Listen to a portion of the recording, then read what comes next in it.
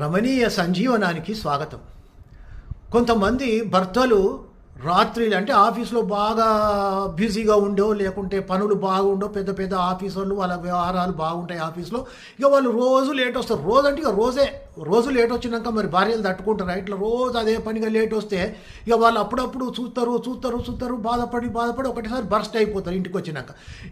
ఎందుకు ఇక రోజు ఇదే పైన ఇట్లనే లేటా, మరి ఎందుకు పెళ్లి చేసుకున్నది, ఎందుకు ఏం కారణానికి చేసుకున్నావు పెళ్లి, ఇక్కడ పిల్లలు ఉన్నారు, భార్య పిల్లలు ఉన్నారు, ఇల్లున్నది అనేది జ్ఞానం లేకపోతే ఎట్లా, ఇల్లు పట్టించుకోవద్దా, ఇంట్లో అవసరాలు తీర్చుకోవద్దా అని ఇట్లా బాధపడుతూ వాతావరణాన్ని అంతా చెడగొట్టి ప్రశాంతత లేకుండా చేసేవాళ్ళు కొంతమంది ఉంటారు. అట్లనే ఇంకా కొంతమంది ఏముంటారంటే ఆయన ఆఫీస్ కాగానే ఉరుకొస్తాడు, వెంటనే అర్ధగంట లోపే వస్తాడు, ఇక నా చుట్టే తిరుగుతాడు, నా కొంగే పట్టుకుంటాడు, పిల్లలు పెద్దోళ్ళు అయిపోయారు, ఈయనకి ఇట్లా వద్దా అంటే ఈనాడే అని బయట చెప్పుకుంటారు. ఇట్లా చెప్పుకునేటోళ్ళు ఉన్నారు. అయితే మెయిన్ ఏంటంటే ఆడవాళ్ళు ఎక్కువ కోరుకునేది ఏంటంటే వచ్చిన సమయం సరే పని చేసుకుంటాను, డ్యూటీకి వస్తాను కానీ వచ్చినాక కూడా మళ్ళీ ఆఫీస్ పనులు, ఆ పనులు ఈ పనులు ముచ్చాడు చెప్తే వాళ్ళకి బాగా అనిపించేది.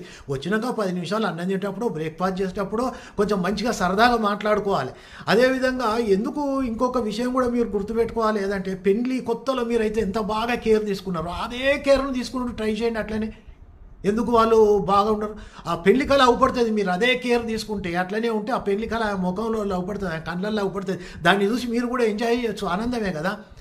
అదే కాకుండా ఇంకా వాళ్ళని పొగుడుతూ ఉండాలి. మంచి పనులు చేస్తారు, మంచి వంటలు చేస్తారు, పొగుడుతూ ఏమైంది అప్రిసియేషన్ చేయాలి కదా. బ్రేక్ఫాస్ట్ సూపరే, నీ వంటలు సూపర్ ఉంటానే, ఇట్లా చేయాలి. బాగా అదే కాదు, ఎవరైనా వచ్చినప్పుడు చేస్తే ఇంకా ప్లస్ అవుతుంది.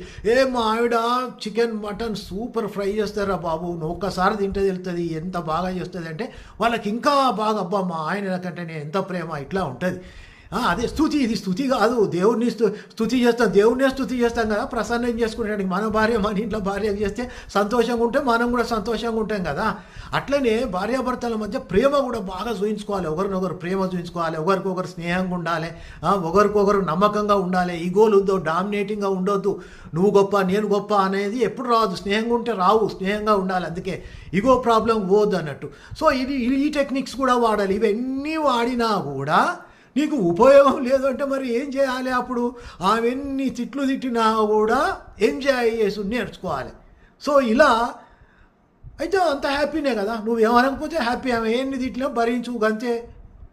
సో అప్పుడు మన ఫ్యామిలీ బాగా ఉంటుంది, మీరంతా ఎంజాయ్ చేస్తారు. సో ఈ టెక్నిక్స్ పాటించండి, మీ ఫ్యామిలీతోటి మీరు చాలా హ్యాపీగా ఉంటారని ఆశిస్తూ దీన్ని షేర్ చేయండి, లైక్ చేయండి, సబ్స్క్రైబ్ చేస్తారని ఆశిస్తూ I wish you all the best.